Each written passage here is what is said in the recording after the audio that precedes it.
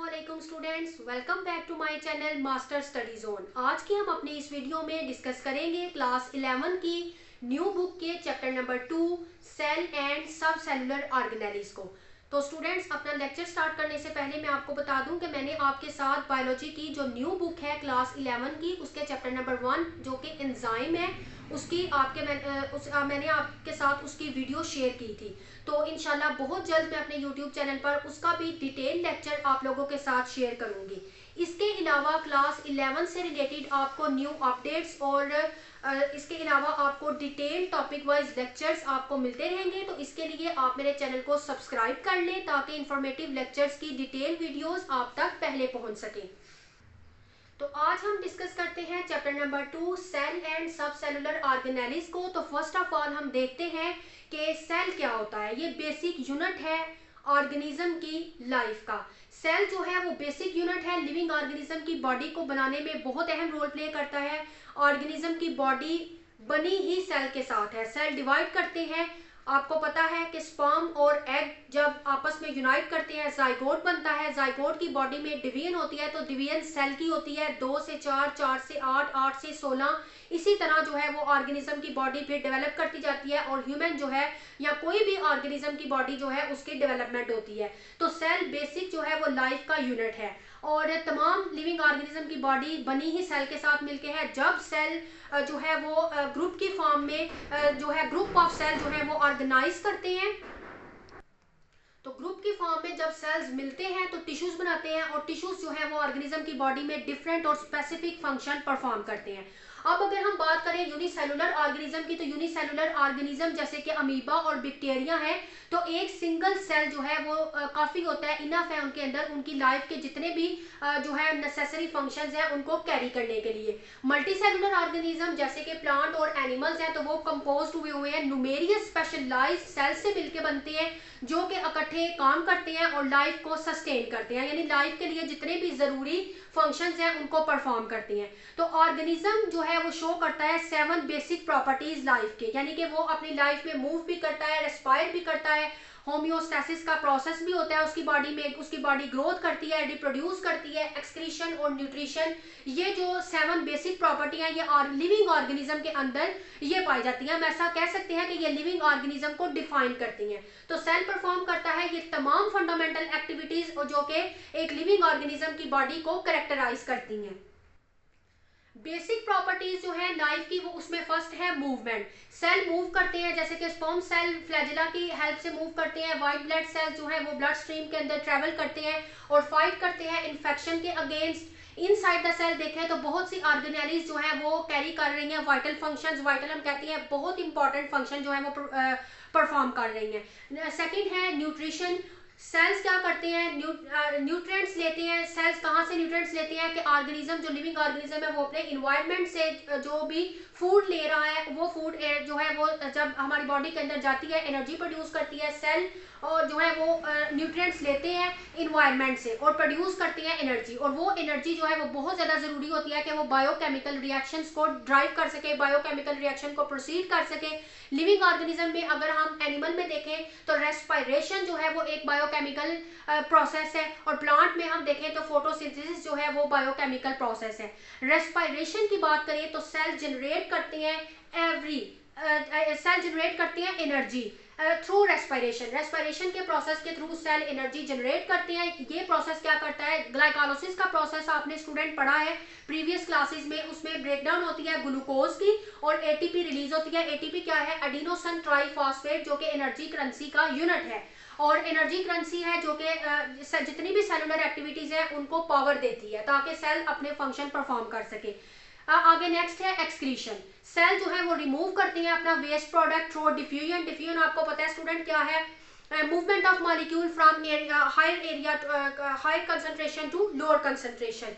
और active transport जो है वो बिल्कुल इसके अपोजिट है। इसमें जो है वो मॉलिक्यूल मूव करते हैं from the area of lower concentration to area of higher concentration along the concentration gradient. और इसके अलावा सेल जो है जब ये एक्स्ट्रा रिमूव करते हैं एक्स्ट्रा वेस्ट प्रोडक्ट्स वगैरह को डिफ्यूजन और एक्टिव ट्रांसपोर्ट के थ्रू, और इसके अलावा सेल जो है वो प्रिवेंट भी करते हैं टॉक्सिक बिल्डअप को, कि सेल के अंदर टॉक्सिक मटेरियल जो है वो इकट्ठे ना हो। नेक्स्ट है होम्योस्टेसिस। होम्योस्टेसिस आपको पता है मेंटेन करना है अपने इंटरनल इन्वायरमेंट को by regulating the movement of substance across their membrane, यानी कि इन्वायरमेंट में जितनी भी चेंजेस आ रही हैं उनके मुकाबले में, उनके कंपेयर देखा जाए तो सेल मेंटेन रखता है अपने इंटरनल जो है वो बॉडी की जो जितनी भी इंटरनल कंडीशंस हैं उनको वो मेंटेन करता है। जैसे कि हमारे ह्यूमन की बॉडी का टेम्परेचर क्या है 37 डिग्री सेल्सियस है, तो उसने अपने इस सेट पॉइंट को मेंटेन रखना है। नेक्स्ट है ग्रोथ। सेल जो है वो ग्रो करते हैं बाय टेकिंग इन न्यूट्रिएंट्स और फिर उनको कन्वर्ट कर देते हैं इनटू सेलुलर कंपोनेंट्स में। नेक्स्ट है ग्रोथ। सेल ग्रो करते हैं जब वो न्यूट्रिएंट्स लेते हैं, एनर्जी लेते हैं, तो उसको कन्वर्ट करते हैं अपने सेलुलर कंपोनेंट्स में। देन लास्ट है रिप्रोडक्शन। सेल जो है वो रिप्रोड्यूस करते हैं through mitosis and meiosis. Mitosis और मियोसिस का डिटेल आपने ये जो प्रोसेस है अपनी प्रीवियस क्लासेस में पढ़ा है। माइटोसिस जो है वो प्रोड्यूस करता है identical daughter of cell for growth and repair, और बॉडी को इसके बॉडी जो है माइटोसिस के प्रोसेस के थ्रू जो है वो ग्रो करती है, वाउंड्स जो है वो हील करते हैं, जबकि मियोसिस जो है वो क्रिएट करता है gametes for sexual reproduction. Next है सेल थ्योरी। अब हम देखेंगे कि सेल की थ्योरी क्या है, सेल जो है वो कैसे इवेल्युएट हुआ, किस तरह से सेल को देखा गया कि सेल होता क्या है, सेल की जो है वो इब्तिदा कहाँ से हुई। तो शुरू में 17वीं सेंचुरी में बहुत से साइंटिस्ट ने जो है वो माइक्रोस्कोप का इस्तेमाल किया कि वो तमाम छोटे ऑब्जेक्ट्स को स्टडी कर सके। तो फर्स्ट ऑफ ऑल हम देखते हैं कि बायोलॉजी की फील्ड में साइंटिस्ट ने जो है वो वेरियस कंट्रीब्यूशन की। जैसे जैसे साइंटिस्ट आते गए वक्त के साथ साथ और तब्दीलियां आती गई और एडवांसमेंट आती गई, तो उन्होंने सेल के मुतालिक अपने क्या क्या जो है वो पॉइंट ऑफ व्यू अपने शेयर किए। जी स्टूडेंट, तो फर्स्ट था रॉबर्ट हुक। रॉबर्ट हुक ने 1665 में, एक ये इंग्लिश जो है वो साइंटिस्ट था रॉबर्ट हुक, जिसने एग्जामिन किया एक थिन स्लाइस ऑफ कॉर्क, एक थिन पतला सा एक कॉर्क, उसने जो है उसको एग्जामिन किया ऑक ट्री का माइक्रोस्कोप के नीचे, और उसने ऑब्जर्व किया कि उस कॉर्क के अंदर छोटे छोटे लिटिल बॉक्सेस हैं, और जब उसने इसको एग्जामिन किया उनके स्टेम और रूट को, ऑक की को उसने एग्जामिन किया माइक्रोस्कोप के नीचे, तो उसने देखा कि उन जो ट्री उसके अंदर जो उस ऑक ट्री की जो स्टेम और रूट है वो एक छोटे छोटे सिमिलर लिटिल बॉक्सेस से मिलकर बनी है। तो उसने ये नतीजा निकाला कि प्लांट्स के जो पार्ट्स होते हैं वो जो है वो छोटे छोटे हानों से मिलके बने होते हैं, कंपार्टमेंट्स हम बोलते हैं, हानों से मिलके बने हैं। तो हुक ने उन कंपार्टमेंट्स को नेम दिया सेलुलाई का। आप बिल्कुल ऐसे देख सकते हैं कि उसने जो कॉर्क जो एग्जामिन किया, आप बिल्कुल ऐसे समझ लें जिस तरह हनी बी का छत्ता होता है, उसके अंदर छोटे छोटे आपने देखा होगा कंपार्टमेंट्स बने होते हैं। तो बिल्कुल इसी तरह के कंपार्टमेंट्स जो है उसने अपने माइक्रोस्कोप के नीचे ऑब्जर्व किए और उनको नाम दिया उसने सेलुलाई का। नेक्स्ट जो है वो साइंटिस्ट था एंटोन वैन ल्यूवेनहुक। इसने 1673 में जो है वो माइक्रोस्कोप के नीचे इसने बेटर रिजल्ट्स देखे और लिविंग सेल्स को इसने जो पॉन्ड वाटर के अंदर लिविंग ऑर्गेनिज्म पाए जाते हैं उनको ऑब्जर्व किया और उसको इसने नाम दिया एनिमल क्यूल्स का। नेक्स्ट जो है वो था जीन बैप्टिस्ट डी लमार्क। 1809 में ये फ्रेंच बायोलॉजिस्ट था और इसने भी ऑब्जर्व किया सेल को, एग्जामिन किए एनिमल और प्लांट के पार्ट्स माइक्रोस्कोप के नीचे। इसी तरह जो है वो डिफरेंट साइंटिस्ट आते गए। रॉबर्ट ब्राउन था, इसके अलावा मैथियस शेरिडन और थ्योडर श्वान थे। तो इन्होंने डिफरेंट जो है वो कंक्लूजन दी सेल्स को लेके। तो ये डिफरेंट साइंटिस्ट थे। रोडोल्फ विर्चू था, लुइस पास्चर था। तो इन्होंने, आप इसको सिर्फ जस्ट रीड आउट कर लें एक दफा कि इन्होंने जो है वो क्या कंट्रीब्यूशन की थी सेल की, जो इन्होंने ऑब्जर्व किया सेल को, तो इन्होंने अपने अपने जो भी पॉइंट ऑफ व्यू शेयर किए वो क्या थे। और इसके अलावा ये जो 3 पॉइंट्स आपको स्क्रीन पे नजर आ रहे हैं, जो लुइस पास्चर ने प्रोवाइड किया था एक्सपेरिमेंट, एक आइडिया दिया था सेल्स को लेके। तो उसने कहा था कि सेल जो है वो बेसिक यूनिट है लाइफ का। तो उसने जो थ्योरी दी थी सेल को लेके, ये 3 पॉइंट्स इंपॉर्टेंट हैं शॉर्ट क्वेश्चन के हवाले से। उसने कहा था कि जितने भी ऑर्गेनिज्म है वो तो यहाँ एक या एक से ज्यादा सेल से मिलके बने हैं। सेल जो है वो बेसिक स्ट्रक्चर और फंक्शनल यूनिट है ऑर्गेनिज्म की बॉडी का। और सेल जो है वो कहाँ से निकलते हैं, वो निकलते हैं प्री एग्जिस्टिंग सेल जब डिवाइड करता है, जैसे कि स्पर्म और जाइगोट मिलते हैं तो जाइगोट बना है ना। तो प्री एग्जिस्टिंग सेल जो है उनकी डिवीजन से ही नेक्स्ट जो है वो ऑर्गेनिज्म की बॉडी बनती है। तो ये तीनों पॉइंट्स शॉर्ट क्वेश्चन के हवाले से बहुत ज्यादा इंपॉर्टेंट है। नेक्स्ट ये कुछ पॉइंट्स हैं जिससे ये जो है प्रूव होता है, एक्सपेरिमेंटल एविडेंसेस के थ्रू ये प्रूव हुआ। और इन एक्सपेरिमेंटल एविडेंस ने सपोर्ट किया सेल थ्योरी को कि ये वैलिड है। और वो क्या थे, उन्होंने लाइट माइक्रोस्कोप यूज की, इलेक्ट्रॉन माइक्रोस्कोप का इस्तेमाल किया, साइंटिस्ट ने सेल स्ट्रक्चर को विजुअलाइज किया और उन्होंने एक 10 टेंजिबल एविडेंस जो है उसको फाइंड आउट कर लिया कि सेल जो है वो स्ट्रक्चरल यूनिट है तमाम ऑर्गेनिज्म का। इसके अलावा कुछ टेक्निक्स उन्होंने यूज की जिसमें उन्होंने सेल को इमेजिन किया, जेनेटिक स्टडीज की साइंटिस्ट ने, और कुछ ऐसे ट्रैक जो है उन्होंने फॉलो किए कि सेल रेप्लिकेट करते हैं और एक न्यू सेल उनसे बनते हैं। उन तमाम टेक्निक्स जो उन्होंने यूज की वो वैलिड थी और वो इस पॉइंट पे थी कि सेल जो है वो ओरिजिनेट वाकई होते हैं प्री एग्जिस्टिंग सेल से। इससे भी सेल थ्योरी जो है उसकी वैलिडेशन हुई। इसके अलावा कुछ टेक्निक्स जैसे कि डीएनए की सीक्वेंसिंग करना, उसने रिवील किया कि सेल जो है वो कॉमन जेनेटिक मटेरियल को शेयर करते हैं। मेटाबॉलिक पाथवे उन्होंने स्टडी किए और इसके अलावा वो जो है नोशन जो उन्होंने ये दिया उसको रेनफोर्स करता है कि सेल वाकई फंडामेंटल यूनिट है लाइफ का। तो जितने भी एक्सपेरिमेंट्स हैं जैसे कि उन्होंने कल्चर स्टडी की, टिश्यू इंजीनियरिंग, ये तमाम जो है वो वैलिडेट सेल थ्योरी है बाय जो कि डिमॉन्स्ट्रेट करती हैं सेलुलर ग्रोथ को, सेल की डिफरेंशिएशन किस तरह से होती है और सेल किस तरह से रिप्रोड्यूस करता है। नेक्स्ट टाइम स्टूडेंट डिस्कस करते हैं सेल थ्योरी के एक्सेप्शंस को, कि सेल थ्योरी में जो है वो कुछ एक्सेप्शंस थे वो फॉलोइंग सेल थ्योरी में ये फॉलोइंग एक्सेप्शंस हैं, यानी कि कुछ ऐसी चीज़ें हैं जो कि सेल थ्योरी की जो डेफिनेशन है या हमने जो प्रीवियस इसके स्टडी की हैं फीचर्स उन पे ये पूरा नहीं उतरती। तो वो ऐसी चीज़ें क्या हैं, वायरसेस ने चैलेंज किया सेल थ्योरी को, वो इस वजह से कि वायरसेस जो है वो सेल से मिलके नहीं बने और ना ही उनके अंदर जो है वो अपने लाइफ के होने वाले प्रोसेसेस को वो कैरी करते हैं इंडिपेंडेंटली। तो उनको क्योंकि रिक्वायर होती है होस्ट सेल की, उनको ज़रूरत होती है कि वो रेप्लिकेट कर सकें और इस वजह से कंसीडर किया जाता है उनको कि साइंटिस्ट ने इनको कंसीडर किया था कि ये बॉर्डर लाइन पे है लिविंग और नॉन लिविंग जो एंटिटीज़ हैं, यानी कि ना ये लिविंग वाले ऑर्गेनिज्म में आ रहे हैं और ना ही नॉन लिविंग पे ये पूरा उतर रहे हैं। इसी तरह से प्रायोन्स और वायरॉइड्स भी लिविंग ऑर्गेनिज्म के अंदर कुछ ऐसी प्रॉपर्टीज शो करते हैं जो कि सेल से मिलके बनी हुई नहीं है और ये सिर्फ मिलके बने हुए हैं डीएनए से, आरएनए से और या फिर प्रोटीन से। इसी तरह जो यूकैरियोटिक ऑर्गेनेल्स जैसे कि माइटोकॉन्ड्रिया, क्लोरोप्लास्ट है, इनके पास अपना डीएनए होता है, ये इंडिपेंडेंटली खुद रेप्लिकेट करते हैं सेल के न्यूक्लियस के अंदर। तो इस वजह से सजेस्ट किया जाता है कि ये ओरिजिनेट हुए हैं फ्री लिविंग प्रोकैरियोटिक सेल से। इसी तरह से कुछ ऑर्गेनिज्म ऐसे हैं जैसे कि फंजाई, एल्गी, इनका स्ट्रक्चर जो है उनके पास मल्टीपल न्यूक्लियाई हैं जो कि कोएग्जिस्ट करते हैं और शेयर करते हैं साइटोप्लाज्मिक मैस को। तो ये स्ट्रक्चर जो है वो ब्लर है, उन बाउंड्रीज को ब्लर करता है जो कि एक इंडिविजुअल सेल्स के अंदर है और सेल जो ट्रेडिशनली सेल थ्योरी की डेफिनेशन पे पूरा उतरते हैं। इसी तरह से मसल सेल्स हैं, मसल सेल्स को हम कहते हैं मायोसाइट्स वर्टिब्रेट्स के अंदर। तो ये वर्टिब्रेट्स के अंदर क्या करते हैं, वर्टिब्रेट्स के अंदर मसल सेल जब फ्यूज होते हैं तो मल्टी न्यूक्लिएटेड फाइबर्स बनाते हैं और ये चैलेंजिंग करता है इस कॉन्सेप्ट को कि सेल जो है वो बेसिक यूनिट है सिंगल सेल का, यानी कि एक सिंगल सेल जो है वो बेसिक यूनिट है लाइफ का। और ये कहते हैं कि सिंगल सेल जो है वो बेसिक यूनिट है इन कॉम्प्लेक्स टिश्यू से मिलके बना हुआ है। तो हम तो कहते हैं ना कि ऑर्गेनिज्म की लाइफ जो है वो ओरिजिनेट हुई है एक सिंगल सेल से। तो ये कुछ एक्सेप्शंस हैं, कुछ ऑर्गेनिज्म और ऐसी चीज़ें हैं, ये जो 4 पॉइंट है कि ये जो है सेल की डेफिनेशन के ऊपर ये पूरा नहीं उतरते। जी स्टूडेंट्स, तो आपने अपनी प्रीवियस क्लासेस में भी ये पढ़ा था प्रोकैरियोटिक और यूकैरियोटिक ऑर्गेनिज्म के अंदर डिफरेंस। तो प्रोकैरियोट्स जो है वो सिंगल सेल से मिलके बने होते हैं, उसमें हमारे पास आ जाती है फंजाई, एल्गी और बैक्टीरिया, ये तमाम प्रोकैरियोट्स हैं। जबकि यूकैरियोटिक ऑर्गेनिज्म जो है वो एडवांस ऑर्गेनिज्म है, उनके अंदर प्रॉपर जो है वो मल्टी सेलुलर बॉडी, उनकी बॉडी मल्टी सेलुलर है, वो मल्टी सेलुलर सेल से मिलके बने हैं और इसके अलावा उनके अंदर कॉम्प्लेक्स जो है वो चीज़ें पाई जाती हैं ऑर्गेनेल्स जैसे कि माइटोकॉन्ड्रिया और राइबोसोम्स, ये तमाम जो है वो पाई जाती हैं यूकैरियोटिक ऑर्गेनिज्म के अंदर, जबकि प्रोकैरियोटिक ऑर्गेनिज्म के अंदर ये तमाम ऑर्गेनेल्स जो हैं वो मौजूद नहीं होती हैं। नेक्स्ट स्टूडेंट हम डिस्कस करते हैं माइक्रोस्कोपी को। ये शॉर्ट क्वेश्चन और एमसीक्यू के हवाले से इंपॉर्टेंट है, लॉन्ग क्वेश्चन के हवाले से ये इंपॉर्टेंट नहीं है। तो इसको आपने जनरल स्टडी करना है, जैसे मैं आपको समझा रही हूँ आप इसका कंसेप्ट ले लें बस।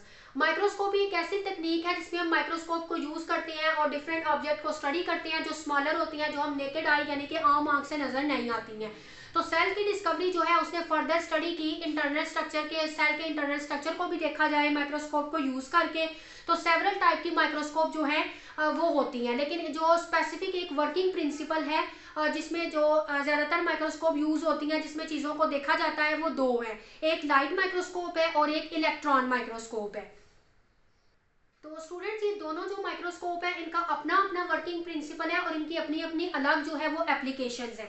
तो फर्स्ट है जो लाइट माइक्रोस्कोप, ये इस्तेमाल होती है इमेज जो है वो देखने के लिए कि ऑब्जेक्ट जो इमेज बनाती है, जब लाइट इसमें से पास करती है ग्लास लेंस के थ्रू, तो जो इमेज बनता है ये उसको लेंस क्या करते हैं, उस इमेज को जो भी स्पेसिमन नीचे रखा हुआ है जिस ऑब्जेक्ट को हम जो है वो देख रहे हैं, तो उसको क्या करता है, इमेज को बड़ा कर देता है। और जो एक लेंस तो ये काम करता है और दूसरा लेंस जो है वो क्या करता है, उसकी इमेज को ज़्यादा मैग्नीफाई कर देता है लेंस को।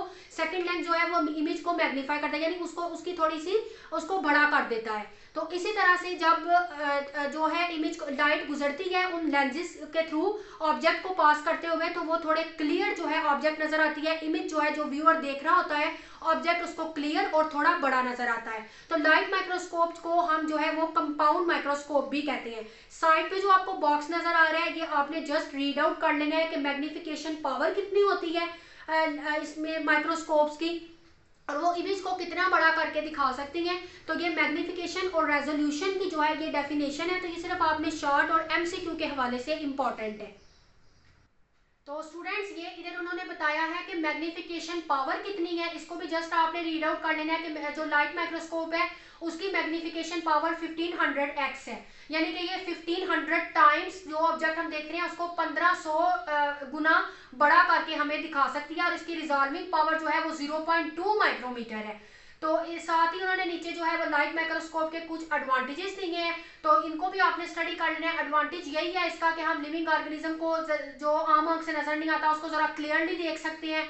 तो ये आपने इसको जो है वो जस्ट स्टडी कर लेना है। नीचे जो है उन्होंने मेजर पार्ट जो है वो लाइट माइक्रोस्कोप के दिखाए हैं, और वर्किंग प्रिंसिपल उन्होंने बताया कि किस तरह से जो है वो लाइट पास आउट करके जब जो स्पेसिमन नीचे रखते हैं उससे टकराती है तो लेंस में जो है वो इमेज जो है वो क्लियर नजर आती है।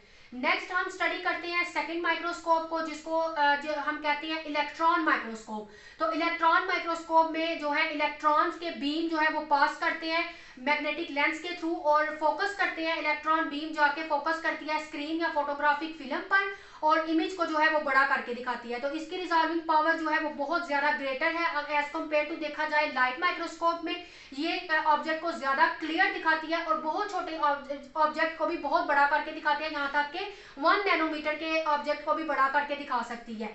और इलेक्ट्रॉन माइक्रोस्कोप जो है वो यूज नहीं होती व्यू करने के लिए लिविंग मटेरियल को, क्योंकि इसका मेथड जो है उसको उसमें जरूरत होती है कि स्पेसिमन को पहले प्रिपेयर किया जाता है। तो इसके नीचे इसका वर्किंग प्रिंसिपल भी उन्होंने दिखाया। इलेक्ट्रॉन माइक्रोस्कोप जो है वो इस तरह से दिखती है, और कुछ नीचे इलेक्ट्रॉन माइक्रोस्कोप की टाइप बताई है। 2 टाइप होती है इलेक्ट्रॉन माइक्रोस्कोप की, एक TEM एक SEM है, जिसको हम TEM यानी कि ट्रांसमिशन इलेक्ट्रॉन माइक्रोस्कोप बोलते हैं ना। इसमें हम जो है वो किसी भी ऑब्जेक्ट के इंटरनल स्ट्रक्चर को स्टडी करने के लिए यूज करते हैं, और इसकी भी उन्होंने मैग्नीफाइंग ऑब्जेक्ट बताया कि ये इतने गुना बड़ा करके किसी ऑब्जेक्ट को दिखाती है। और जो SEM है वो स्कैनिंग इलेक्ट्रॉन माइक्रोस्कोप है, ये क्या करती है, ये डिटेल सरफेस जो होती है किसी भी सेल की या किसी भी दूसरे ऑब्जेक्ट की, सिर्फ ये नहीं कि सेल की कोई भी ऑब्जेक्ट हो सकता है, उसकी सिर्फ सरफेस को स्टडी करने के लिए जो है ये SEM इस्तेमाल की जाती है। नीचे आपको स्क्रीन में नजर आ रहा है, इसका भी दोनों का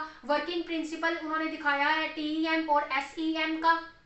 तो ये जस्ट आपने रीड आउट कर लेना है। ये डिफरेंस जो मैं आपके साथ स्क्रीन पे शेयर कर रही हूँ ये आपने शॉर्ट क्वेश्चन के हवाले से करना है। छोटा सा डिफरेंस है, 4 to 5 इसके पॉइंट्स है, डिफरेंस है इसका, तो इसको आपने जस्ट रीड आउट कर लेना है। मेन जो है ये इसका डिफरेंस यही है। नेक्स्ट हम जो है वो स्टडी करते हैं कि सेल की स्ट्रक्चर किस तरह से होती है। तो ये स्टूडेंट जो डिफरेंस है ऊपर वाला जितना भी हमने पढ़ा है उसको आप जस्ट एक दफा रीड आउट कर लें, क्योंकि वो MCQ के हवाले से इंपॉर्टेंट है। और ये डिफरेंस जो उन्होंने इलेक्ट्रॉन माइक्रोस्कोप और लाइट माइक्रोस्कोप का दिया इसको आप अपने शॉर्ट क्वेश्चन के हवाले से रेडी कर लें। नेक्स्ट हम डिस्कस करते हैं, हमारा मेन जो है वो है स्ट्रक्चर ऑफ सेल, कि सेल का स्ट्रक्चर किस तरह से होता है। तो बेसिकली सेल 2 टाइप से मिलकर बना है, प्रोकैरियोटिक एंड यूकैरियोटिक सेल्स होते हैं। यूकैरियोट इसमें हम बैक्टीरिया वगैरह आ जाते हैं और प्रोकैरियोट्स आते हैं। जो इसमें यीस्ट और यूग्लिना है ये यूनिसेलुलर यूकैरियोट्स की एग्जांपल है, और ये सिंगल टाइप के सेल से मिलके बने होते हैं, जबकि प्लांट्स और एनिमल जो है ये मल्टी सेलुलर यूकैरियोट्स की एग्जांपल है, और ये मल्टीपल टाइप ऑफ सेल से मिलके बनते हैं। यूकैरियोटिक सेल मोर कॉम्प्लेक्स होते हैं देन प्रोकैरियोटिक सेल से। अब हम नीचे इसको फर्दर स्टडी करते हैं कि सेल के अंदर जो है वो कौन कौन से स्ट्रक्चर्स जो है वो पाए जाते हैं और वो क्या क्या फंक्शन फंक्शन जो है वो परफॉर्म करते हैं। तो फर्स्ट हमारे पास है जो आपको स्क्रीन पे शो हो रहा है वो है सेल वॉल। सेल वॉल क्या है? सेल वॉल जो है आप इस तरह कह लें कि इसने सेल को सराउंड किया हुआ है, एक सॉलिड सी लेयर है जिसको हम सेल वॉल कहते हैं। ये बैक्टीरिया के अंदर भी पाई जाती है, फंजाई और प्लांट्स के अंदर भी प्रेजेंट होती है। सेल जो है, सेल वॉल जो है, जब हम इसको रिमूव कर दें कुछ डिग्रेडिंग एंजाइम को इस्तेमाल करते हुए तो पीछे क्या बचता है? जो सेल के कंपोनेंट्स बचते हैं उनको कहते हैं प्रोटोप्लास्ट। प्लांट की सेल वॉल जो है वो 3 मेन लेयर से मिलकर बनती है, प्राइमरी वॉल, मिडल लेमेला और सेकेंडरी सेल वॉल। बॉक्स में आपको नजर आ रहा है जो शॉर्ट क्वेश्चन के हवाले से इंपॉर्टेंट है, what are pits, what are plasmodesmata. Pits आप गड्ढों को कह सकते हैं, ऐसे थिन रीजन प्लांट की सेल वॉल में प्रेजेंट होते हैं जो कि फैसिलिटेट करते हैं सेल को कि सेल एक दूसरे के साथ कम्युनिकेट कर सके, राब्ता कर सके अपने नेबरिंग सेल के साथ और एक्सचेंज आउट कर सके मटेरियल का और कुछ गैसेस का। प्लाज्मोडेस्माटा ऐसे चैनल्स होते हैं जो डायरेक्टली जो है कनेक्ट होते हैं साइटोप्लाज्म के साथ। आपको पता है कि साइटोप्लाज्म एक ग्रैनुलर फ्लूइड होता है, तो उसके साथ ये डायरेक्टली जो है वो चैनल्स कनेक्ट होते हैं। तो नेबरिंग प्लांट सेल एक दूसरे के साथ, ताकि ये एक ब्रिज सा बनाता है कि एक दूसरे के साथ ये कांटेक्ट में रहे और इनके दरमियान में जो है वो तबादला हो सके चीज़ों का। तो फर्स्ट जो सेल है जिसको हम स्टडी करेंगे, सेल की वॉल जो हमारे पास टाइप्स आती हैं। फर्स्ट हमारे पास है students primary wall. Primary wall actually जो है वो सेल वॉल है, एक्चुअली सेल की सेल वॉल ये है प्राइमरी वॉल, जो कि मिलके बनी है पॉलीसैकेराइड सेलुलोज से, हेमीसेलुलोज और पेक्टिन मटेरियल से। सेलुलोज के जो माइक्रोफिब्रिल्स होते हैं जब वो एक अलाइन करते हैं एक एंगल में तो वो हेल्ड हुए होते हैं पेक्टिन के थ्रू, और सेलुलोज जो माइक्रोफिब्रिल्स हैं वो अलाइन होते हैं एक एंगल में और वो जो है हेल्ड टुगेदर हुए होते हैं हाइड्रोजन बॉन्ड के साथ। तो एक्चुअली जो प्राइमरी वॉल है ये एक्चुअली सेल की सेल वॉल को हम प्राइमरी वॉल ही कहते हैं। नेक्स्ट आती है मिडल लेमेला। मिडल लेमेला जो है फर्स्ट फॉर्म हुई थी प्राइमरी वॉल, जो नेबरिंग सेल है उनकी प्राइमरी वॉल्स के दरमियान में जो पाई जाती है एक वॉल, उसको मिडल लेमेला कहते हैं। और ये स्टिकी जेल जैसे कि मैग्नीशियम, कैल्शियम साल्ट्स, पेक्टिन, उनसे मिलकर ये बनी हुई होती है। और वुडी टिश्यूज के अंदर जो मिडल लेमेला है वो लिग्निफाइड होती है, यानी लिग्निन की बनी होती है। थर्ड एंड लास्ट हमारे पास टाइप है सेकेंडरी सेल वॉल। तो सेकेंडरी सेल वॉल जो है ये एक थिक लेयर है जो कि प्राइमरी वॉल और प्लाज्मा मेम्ब्रेन के दरमियान में पाई जाती है। सेकेंडरी सेल वॉल जो है प्लांट सेल के अंदर प्रेजेंट नहीं होती, ये बहुत ज़्यादा थिक और मोर रिजिड होती है अगर इसको देखा जाए प्राइमरी वॉल के कंपेयर्ड। और केमिकली ये बन के जिससे मिलके बनी है मटेरियल से वो सेलुलोज है, हेमीसेलुलोज है, लिग्निन है, इनऑर्गेनिक साल्ट और वैक्स वगैरह से मिलके ये बनी है। तो लिग्निन का काम होता है सेल वॉल को रिजिडिटी यानी कि सख्ती और स्ट्रेंथ प्रोवाइड करना, और इसके अलावा ये सेल को एक डेफिनेट शेप भी प्रोवाइड करती है और उसको मैकेनिकल सपोर्ट भी प्रोवाइड करती है। प्लाज्मोडेस्माटा जो कि मैंने आपको अभी बताया था कि ये चैनल्स होते हैं जिनके थ्रू जो है वो मटेरियल ट्रांसपोर्ट होते हैं सेल से, एक सेल से दूसरे सेल में, ये चैनल्स हैं। प्लाज्मोडेस्माटा जो है वो प्राइमरी और सेकेंडरी वॉल में फैले हुए होते हैं। इसके अलावा ये अलाउ करते हैं मॉलिक्यूल को वो कि डायरेक्टली वो एक सेल से दूसरे सेल तक चले जाएं, इसलिए ये बहुत ज़्यादा इंपॉर्टेंट है कि ये सेल के दरमियान में कम्युनिकेशन का जो प्रोसेस है वो बहुत अच्छे से जो है वो करते हैं। इसके अलावा ये इनका काम ये है कि ये जो प्लाज्मोडेस्माटा है ये मिल के बनता है जब सेल डिवीजन हो रही होती है, और जब जो कि एंडोप्लाज्मिक रेटिकुलम के पार्ट्स होते हैं, जो when part of endoplasmic reticulum are present, cell get trapped in new cell wall। तो सेल जो है वो ट्रैप होके एक नई जो है वो सेल वॉल बनाता है। अब अगर हम इसके फंक्शंस की बात करें कि सेल वॉल जो हमने ऊपर पढ़ी कि इसके 3 टाइप्स हैं, ये बेसिकली सेल के अराउंड एक वॉल होती है जिसको हम सेल वॉल कहते हैं। तो ये क्या फंक्शन प्रोवाइड करती है? तो इसका मेजर फंक्शन यही है कि ये प्लांट को मैकेनिकल सपोर्ट और उसको स्ट्रक्चरल सपोर्ट प्रोवाइड करती है, स्ट्रेंथ और रिजिडिटी प्रोवाइड करती है। इसके अलावा ये सेल की शेप को मेनटेन करती है और उसको एक जो है वो एक डेफिनेट सा पाथवे बताती है कि सेल ने अब इस डायरेक्शन को ग्रो करना है, यानी कि ये अल्टीमेटली जो है ये प्लांट का आर्किटेक्चर है। इसके अलावा ये जो सेल वॉल होती है ये एक्सपेंशन से भी बचाती है। सेल वॉल जो है ये एक्सपेंशन से बचाती है। जब वाटर सेल के अंदर एंटर होता है तो ये उसको एक्सपेंड होने से बचाती है कि कहीं वो ज़्यादा उसमें अगर पानी आ जाए तो वो फट ना जाए।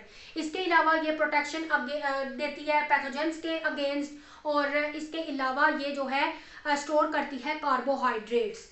नेक्स्ट है composition of cell wall in other organism. Other organism की बॉडी के अंदर सेल वॉल जो है वो किन किन मटेरियल से मिलकर बनी है। शॉर्ट बस ये एमसीक्यू के हवाले से बहुत ज़्यादा इंपॉर्टेंट है कि अलजी की सेल वॉल ग्लाइकोप्रोटीन की बनी होती है। इसके अलावा फंजाई की सेल वॉल काइटिन से की बनी है। प्रोकैरियोट्स की जो है वो पेप्टाइडोग्लाइकन से मिलकर बनी है। और आर्चियोबैक्टीरिया की डिफरेंट जो है वो चीज़ों से मिलकर बनी है, जिसमें पॉलीसेकेराइड प्रोटीन्स आ जाते हैं। इसमें जो है पेप्टाइडोग्लाइकन प्रेजेंट नहीं होता है। नेक्स्ट स्टूडेंट जो टॉपिक है जो मैं आपके साथ डिस्कस करूंगी वो है प्लाज्मा मेम्ब्रेन। तो प्लाज्मा मेम्ब्रेन का जो टॉपिक है स्टूडेंट, ये हमारा लॉन्ग क्वेश्चन के हवाले से बहुत ज़्यादा इंपॉर्टेंट है। इसमें आता है फ्लूइड मोज़ेक मॉडल जो कि बहुत ज़्यादा इंपॉर्टेंट है। तो प्लाज्मा मेम्ब्रेन जो है वो तमाम प्रोकैरियोटिक यूकैरियोटिक सेल के अंदर प्लाज्मा मेम्ब्रेन पाई जाती है और ये सेमी पोरस होती है। इसके अंदर सुराख होते हैं जिससे ये चीज़ों का तबादला जो है वो ईजी वे में हो सकता है। नेक्स्ट है इसका फ्लूइड मोज़ेक मॉडल। इसको वाइडली एक्सेप्ट किया गया है और इसको जो है हम जो इसको प्रपोज किया था वो दो अमेरिकन बायोलॉजिस्ट ने इसको प्रपोज किया था, जिसमें आते हैं एस.जे. सिंगर और दूसरा है निकोलसन। 1972 में इन्होंने जो है वो फ्लूइड मोज़ेक मॉडल को प्रपोज किया था। ये इसकी जो है वो डायग्राम है जो आपको स्क्रीन पे शो हो रही है। ये सारे पार्ट इसके हम वन बाय वन मैं आपको समझाती हूँ कि इसमें जो है वो कैसे जो है वो इसका हाइड्रोफोबिक पार्ट कौन सा होता है, हाइड्रोफिलिक कौन सा होता है, किधर कार्बोहाइड्रेट्स अटैच होते हैं, किधर इसके जो है इस ग्लोबुलर प्रोटीन किधर प्रेजेंट होती है। तो इसको हम जो है वो नेक्स्ट जो है वो स्टडी करते हैं।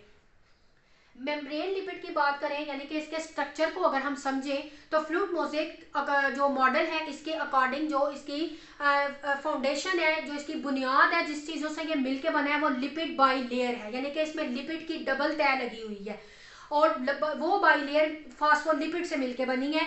प्रोटीन्स की एक कलेक्शन है जो इसके ऊपर फ्लोट करती है। लिपिड की बाइलेयर के ऊपर प्रोटीन जो है वो करती है। इसकी स्ट्रक्चर आपने प्रीवियस छोटी क्लासेस में भी पढ़ी है 9-10 क्लास में, कि ये इसके स्ट्रक्चर को आप ऐसे समझ सकते हैं कि ये सैंडविच शेप में है। यानी कि सैंडविच के जिस तरह से दो लोफ होते हैं, एक सैंडविच का जो है वो ब्रेड का पीस ऊपर एक नीचे, तो ये बिल्कुल इसी तरह से लिपिड की बनी हुई आप समझे कि ऊपर नीचे लिपिड की बाइलेयर है और उसके अंदर जो है वो प्रोटीन्स और कार्बोहाइड्रेट जो है वो दंसे हुए होते हैं। तो बिल्कुल इसका सैंडविच शेप की ऐसा इसकी जो है वो स्ट्रक्चर होती है।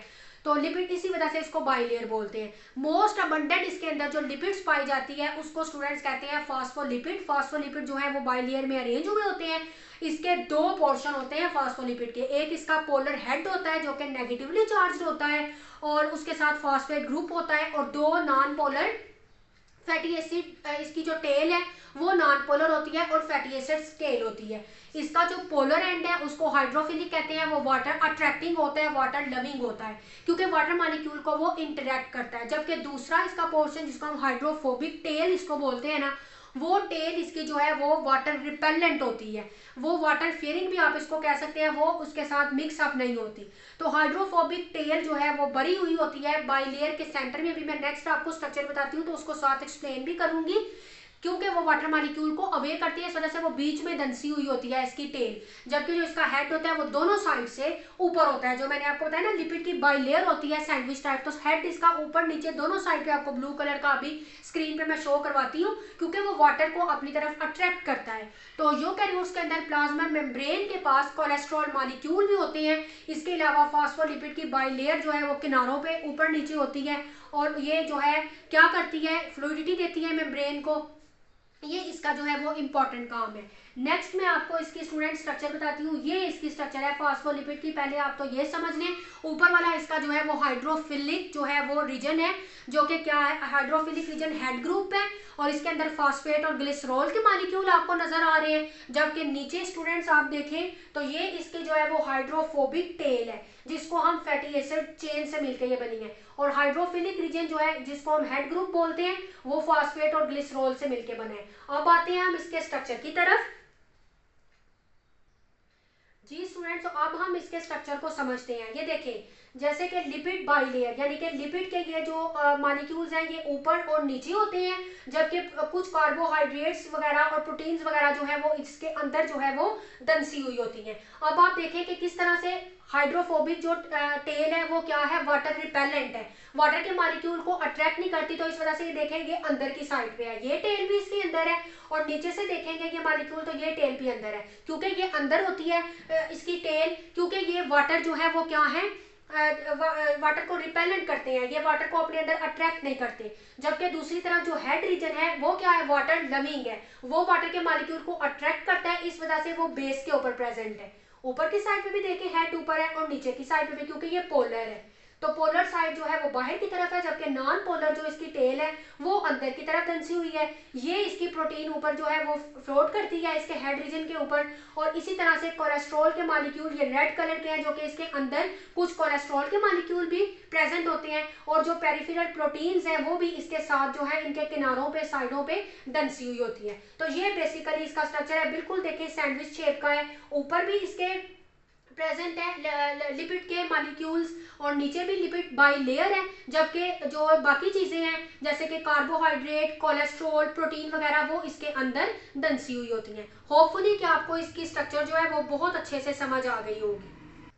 तो स्टूडेंट मैंने आपको ये इसके स्ट्रक्चर के साथ ही बता दिया था कि प्रोटीन के जो मॉलिक्यूल है वो फॉस्फोलिपिड बाइलेयर जो है प्लाज्मा मेम्ब्रेन उसके ऊपर फ्लोट करते हैं, और प्रोटीन के मॉलिक्यूल कुछ जो है वो हमने देखे कि कुछ जो प्रोटीन के मॉलिक्यूल है वो लिपिड सरफेस के साथ चिपके हुए होते हैं, एडहियर हुए होते हैं, और कुछ जो है प्रोटीन की जो पोजीशन होती है वो जो पोजीशनिंग है प्रोटीन की वो बिल्कुल रिलेट करती है जैसे कि एक साइटोस्केलेटन की ऑर्गेनाइजेशन हुई होती है। नेक्स्ट हम डिस्कस करते हैं कुछ इसके इंपॉर्टेंट फंक्शन के, मेम्ब्रेन प्रोटीन जो है वो क्या इंपॉर्टेंट फंक्शन जो है वो परफॉर्म करती है। तो प्रोटीन बहुत जो है इंपॉर्टेंट रोल प्ले करती है सिलेक्टिव ट्रांसपोर्ट में सब्सटेंस की, कुछ को अलाउ करती है उन चैनल्स के थ्रू के वो अंदर आए, और जिनको वो अलाउ नहीं करवाती वो उसके अंदर से नहीं गुजरते। प्रोटीन हेल्प करती है प्लाज्मा मेम्ब्रेन की कि वो अटैचमेंट करवा सके साइटोस्केलेटन और फाइबर्स की। कुछ प्रोटीन जो है वो हेल्प करती हैं प्लाज्मा मेम्ब्रेन की अटैचमेंट में, ताकि वो साइटोस्केलेटन और एक्सटर्नल जो फाइबर्स हैं उनके साथ उसकी अटैचमेंट हो सके। इसके अलावा कुछ दूसरी प्रोटीन्स होती हैं वो फंक्शन परफॉर्म करती हैं एज अ रिसेप्टर्स, वो बाइंड करती है मैसेंजर मॉलिक्यूल को जो कि हार्मोन्स हो सकते हैं, और उनको ट्रांसमिट करवाती है जो भी उनको सिग्नल जाता है जहां तक वहां से उसने उसको ट्रांसमिट करवाना होता है उस जगह तक सेल के अंदर। कुछ प्रोटीन जो है वो एक्सटीरियर सरफेस पे प्रेजेंट होती हैं और अटैच होती हैं उनके साथ शुगर, और वो आइडेंटिफिकेशन मार्क होती हैं। कुछ प्रोटीन जो है वो एग्जिबिट करती है एंजाइमेटिक एक्टिविटी को, और वो कैटालाइज करते हैं वेरियस रिएक्शंस को जो कि प्लाज्मा मेम्ब्रेन के रिलेटेड होते हैं। नेक्स्ट आप नीचे इसकी जो है वो स्ट्रक्चर देख लें, ये मेजर टाइप के जो है वो क्या है हमारे पास प्लाज्मा मेम्ब्रेन और प्रोटीन्स हैं, जिसमें आपको नजर आ रहे हैं कुछ ट्रांसपोर्टर्स हैं, कुछ जो है उन्होंने एंकर किया हुआ है, और कुछ रिसेप्टर्स हैं, इसके अलावा कुछ जो है वो एंजाइम्स हैं। इसके अलावा स्टूडेंट रोल ऑफ ग्लाइकोप्रोटीन्स और ग्लाइकोलिपिड्स हैं। ग्लाइकोप्रोटीन्स क्या होता है, जब प्रोटीन के साथ शुगर अटैच हो जाए तो उसको कहते हैं ग्लाइकोप्रोटीन, जबकि लिपिड अटैच हो जाए शुगर के साथ तो उसको कहते हैं ग्लाइकोलिपिड। तो ये जो ग्लाइकोप्रोटीन और ग्लाइकोलिपिड्स है ना ये वेरी करते हैं स्पीशीज टू स्पीशीज, यहाँ तक कि individual to individual same species के अंदर भी वेरी करते हैं। और इसके अलावा जो है इनका फंक्शन ये होता है कि ये सेल के आइडेंटिफिकेशन मार्क हैं और रिकॉग्नाइज होते हैं, ये दूसरे सेल को जो है रिकॉग्नाइज करते हैं। नेक्स्ट एंड लास्ट हम देखते हैं कि फंक्शन क्या है प्लाज्मा मेम्ब्रेन का। तो first plasma membrane semi porous है, उसके अंदर सुराख होते हैं, बैरियर प्रोवाइड करती है, कुछ मॉलिक्यूल को अलाउ करती है उसके अंदर आए, कुछ को नहीं करती। इसके अलावा एक्ट करती है एज अ बाउंड्री, सेल को होल्ड करती है। इसके अलावा ये स्पेसिफिक मॉलिक्यूल के लिए परमिएबल है, अलाउ करवाती है न्यूट्रिएंट इसेंशियल एलिमेंट्स को कि वो सेल के अंदर आ सके, वेस्ट मटेरियल को सेल से बाहर भी निकालती है। कुछ मॉलिक्यूल जैसा कि ऑक्सीजन, कार्बन डाइऑक्साइड, वाटर, उसको इस काबिल बनाती है कि वो फ्रीली मेम्ब्रेन के अक्रॉस मूव कर जाए, और कुछ के लिए पास करती है लार्जर मॉलिक्यूल को जैसे कि अमाइनो एसिड्स को और शुगर को केयरफुली रेगुलेट करती है। यूकैरियोटिक सेल के अंदर मेम्ब्रेन जो है ये इंटीरियर ऑर्गेनेलिस के इर्द गिर्द होती है, और एक्सटीरियर जो है बाहर की साइड पे इसकी प्लाज्मा मेम्ब्रेन होती है। ये मेम्ब्रेन रेगुलेट करती है मटेरियल्स के फ्लो को ताकि वो ऑर्गेनेलिस के अंदर और बाहर एक प्रॉपर वे में मूव कर सके। आप इधर टेबल देख रहे हैं या आपने एमसीक्यू के लिए याद करना है कि ह्यूमन का रेड ब्लड सेल में कितनी प्रोटीन कितने परसेंट, लिपिड कितने परसेंट, कार्बोहाइड्रेट कितने परसेंट है। ऐसे ही माइटोकॉन्ड्रिया के अंदर आउटर मेम्ब्रेन में और इनर में कितने और बैक्टीरिया में कितना है। नेक्स्ट स्टूडेंट, ये जस्ट आपने पोर्शन रीड आउट करना है कि हम किन किन टेक्निक्स के थ्रू प्लाज्मा मेम्ब्रेन के स्ट्रक्चर को स्टडी कर सकते हैं। ट्रांसमिशन इलेक्ट्रॉन माइक्रोस्कोपी के थ्रू भी, स्कैनिंग इलेक्ट्रॉन माइक्रोस्कोपी के थ्रू भी, कन्फोकल माइक्रोस्कोपी के थ्रू भी, total internal reflection fluorescence microscopy के थ्रू भी, एटॉमिक फोर्स माइक्रोस्कोपी के थ्रू भी, इसके अलावा एक्सरे क्रिस्टलोग्राफी के थ्रू भी। इसके अलावा ये जितनी भी इन्होंने टेक्निक्स बताई हैं, इन टेक्निक्स के थ्रू हम प्लाज्मा मेम्ब्रेन के स्ट्रक्चर्स को जो है वो स्टडी कर सकते हैं। ये स्क्रीन पे मैंने आपके साथ जो है वो शो की है। जी स्टूडेंट्स, तो ये आज का हमारा लेक्चर था।